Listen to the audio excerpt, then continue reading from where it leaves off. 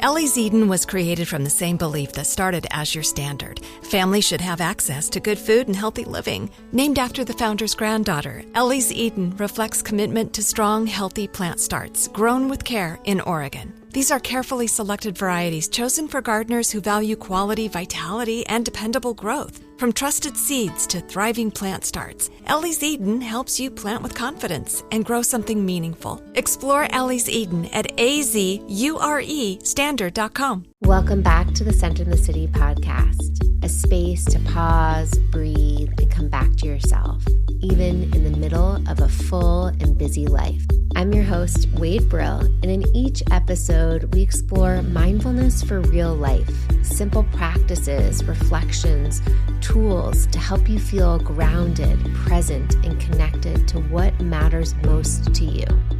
So let's settle in and let's get centered. Welcome back to the Center in the City podcast. I'm your host, Wade Brill, and I am so glad you are here.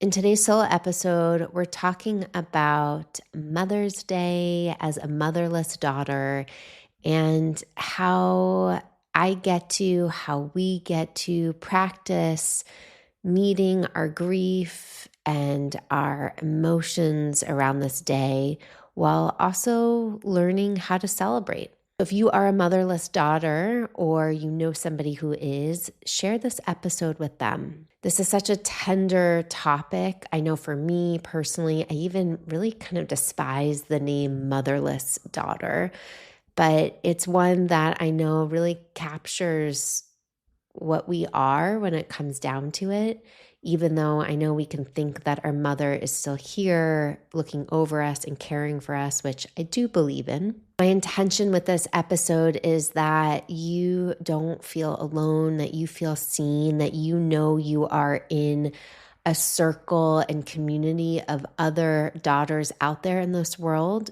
who are also grieving. Whether you take this podcast out on a walk or maybe you're sitting somewhere beautiful or in the sunshine or cozying up on the couch, I welcome you to settle in and let's get centered.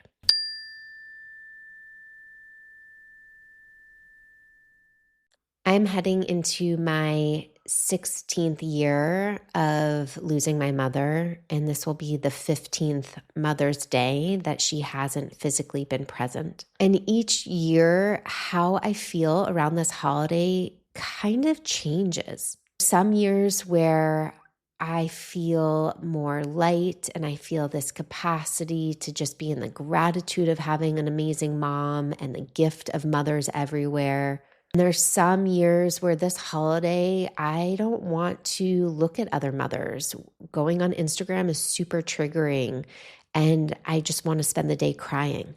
Obviously, there are years where there's a place of in between. What I've learned as not only a coach, but as somebody who lives and breathes this work of learning how to meet my emotions, how to tend to myself and my inner world, I know that both can exist. Both this grief can be really real and raw, and also this gratitude and desire to celebrate the love, celebrate the memory, celebrate the care of a mother. So wherever you are this year, this holiday season, as Mother's Day in the United States approaches, it was actually in Spain last weekend. I welcome you to pause here and just check in, like name what you are feeling and thinking as this holiday approaches. Sometimes we can get so busy, or we know the holiday is coming, so we want to distract ourselves even more as we're leading up to it. When that strategy, and when I've been in that strategy before, it tends to bite me in the ass because the day arrives and I'm like, oh shit, I have not prepared myself for this.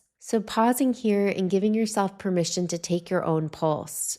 Notice how you're feeling, what you're feeling, whether it's the thoughts, maybe the images, the memories that are coming up for you. And if it feels too overwhelming to sit in silence and think about, I welcome you to grab your journal and just jot down a few words about what you're feeling, what you're thinking.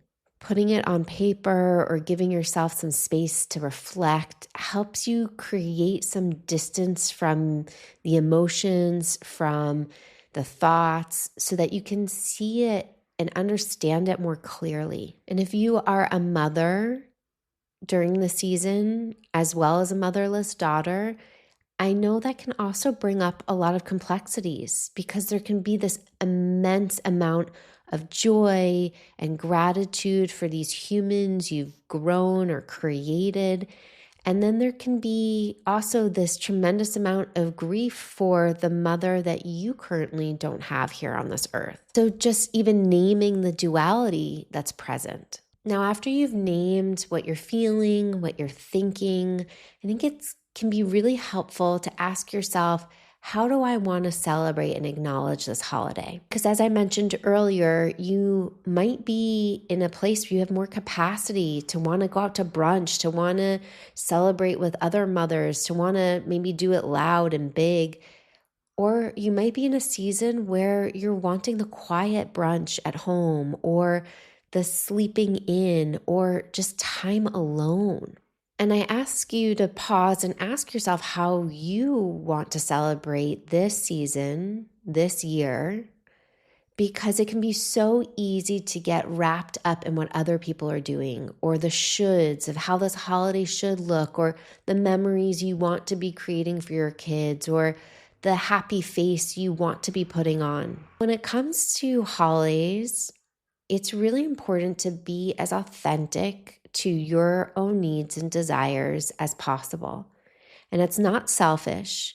Instead, when you live more honestly and connected to your needs, your desires, that supports the other people around you because they also have permission to show up more authentically.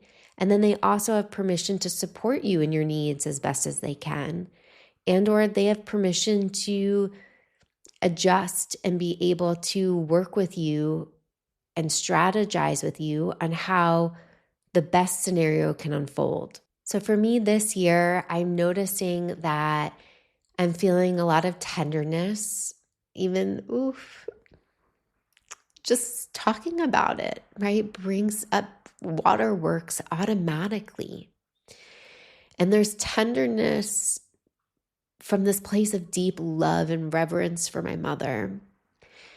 And the grief that I feel for her is coming from love right now. There's less of the anger or the just sadness that can also be so present with grief.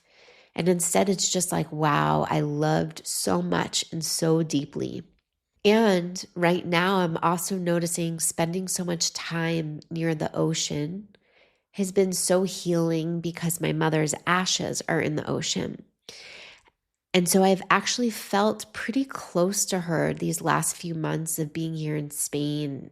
I've been able to talk to her a little bit more. I've been able to feel her when I'm in the water. I've been able to see her in the sparkles when the sunlight hits the reflection of the ocean. When I see these really tan, maroon skin bodies on the beach, it reminds me of my mother because she would tan so quickly and so dark and so fast. And so this season, even though it feels tender as the holiday is approaching, I also feel this deep desire to celebrate her and honor her. And for me, that also always kind of ties into her birthday because it's around the same week. And so I always try to find a few ways to celebrate her. Sometimes that's doing her favorite activities like yoga or swimming. Sometimes that's cooking one of her favorite meals. Sometimes that's writing her a letter or journaling. And so this is a reminder for me, and hopefully this is helpful for you, that when we think about celebrating Mother's Day, it gets to look however you want it to look. It can be quiet, it can be internal, it can be ritualistic, it can be loud, it can be symbolic. It doesn't have to be performative or social. And I know the word celebration can sound counterintuitive, especially if there's like so much grief for you in this moment as the season approaches. But celebration can also just be this act of honoring, this act of celebrating life that was, life that continues to be, the memories, the lessons, the love, the care. And I want you to know you have full permission to do the things that aren't helpful. Like if it is not helpful to look on social media on Mother's Day, don't do it. If it's not helpful to speak to certain family members on Mother's Day, don't do it. You have full permission to tend and care to your heart. I used to think that if I still had grief, 10 years after my mom passed, that something was wrong with me. Like, why couldn't I just get over it? But the more that I've learned and studied and been with grief, I realize it is something that is never going to go away. And the more that I can practice accepting that and noticing that grief takes these different shapes and forms, it has no rhyme or reason, it is freeing. I've talked about this on the podcast before, how being in grief circles has been one of the most healing aspects for me of navigating my grief. And grief circles, whether you find them in person or virtual, offer a space where you get to be witnessed in your grief. Because a lot of the time, especially in American culture, grief is siloed to be the individualistic, or you might not feel comfortable crying or sharing in front of others.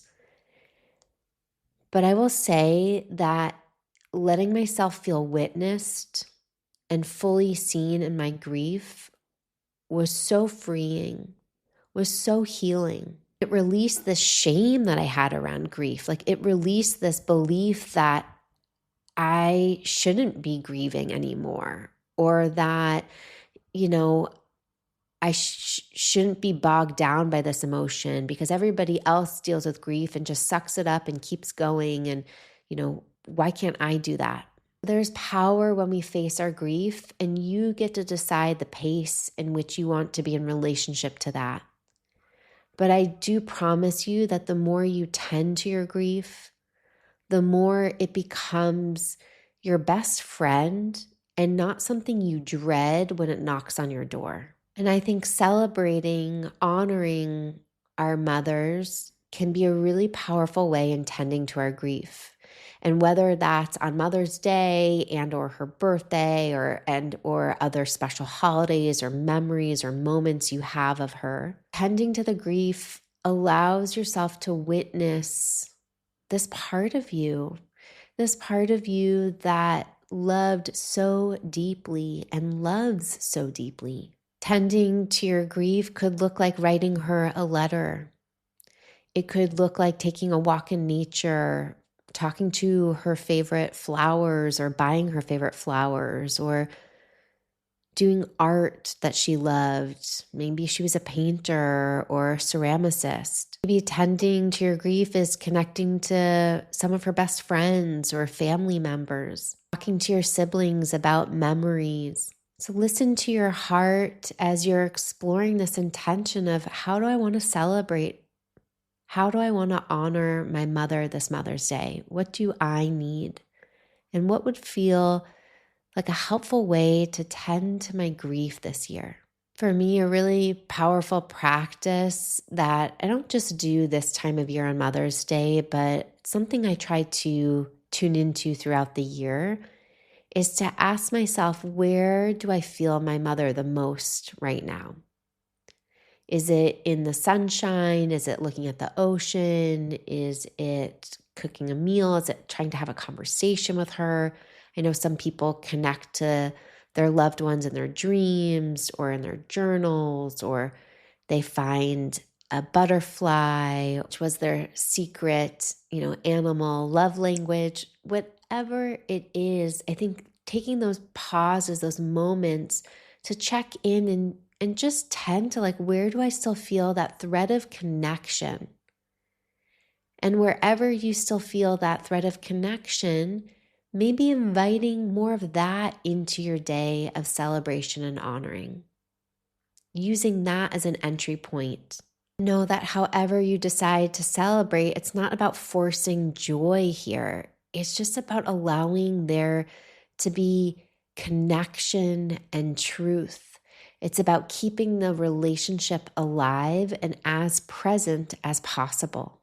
Another ritual I practice during this season, and something I find really helpful, is to think of all the maternal figures in my life, whether they are my mom's friends or they were mentors or people I've met along the way who have held maternal space for me. I send them Happy Mother's Day greetings in a text or a card, something very simple. But the intention for me is to connect to this mother energy, this mother matriarchy that is missing in my life, and for my heart to feel as connected to this type of quality and care as much as possible. So if you are a motherless daughter or motherless son or motherless person listening to this podcast, I welcome you to even pause and think about who else in your life supports you in this maternal way. Maybe it's Mother Nature. Maybe it's a specific mentor, a colleague at work, somebody you volunteer with. Maybe even just sending some love and acknowledgement to your friends who are mothers. And for some people, this holiday might feel really light and joyous. And for others, it might feel, again, really heavy and emotional. And so wherever you fall on the spectrum, know that that's okay. And also, however other people fall in the spectrum, know that that's okay. They're in their own body. And so to give yourself permission to be with whatever is in this week as you step into this really charged time, and be really kind and nurturing to yourself. One of my favorite things to do when I'm really missing my mom is to go on a grief walk. And a grief walk is a type of guided walking meditation where I can connect to her and feel her and allow myself to let the emotions of grief move through me and out of me or with me. Sometimes when we experience really strong emotions, it can be too much for us just to sit in them. That's why a lot of the times, either in meditation, it can feel overwhelming unless you have some skills of how to be with those big, strong emotions. And so doing something like journaling or a walk or movement, something that gets to kind of move the emotion with you, can be a helpful strategy so that it doesn't just feel stuck in the body and all-encompassing. So linked in the show notes, I have a link to centered walks that you can download on your phone. If that feels supportive and part of the centered walks, there are 29, I think actually 30 now. And Grief Walk is just one of the many that are available. And I would love to hear from you. How do you plan to celebrate and honor your mother, your relationship to her? What do you want that to look like and feel like this Mother's Day? Please feel free to reach out on Instagram, send me a DM. Let's support each other, staying centered this holiday season that can be really a roller coaster of emotions. And if you have another friend or sister or somebody in your life who is grieving their mother, send this episode to them.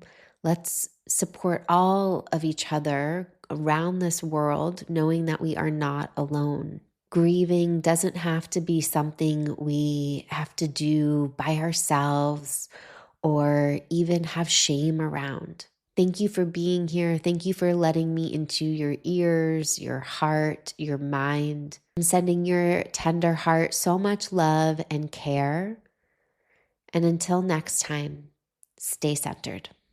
We have the tech to get food delivered in 15 minutes, but we all have horror stories about buying tickets. The Game Time app gives fans the advantage. Get amazing tickets in just a few taps. Fees are included, so what you see is what you pay. And the Game Time guarantee means authentic tickets at the best price every time. Take the guesswork out of buying tickets to concerts, sports, comedy, and more with Game Time. Download the Game Time app and create an account for $20 off your first purchase. Terms apply.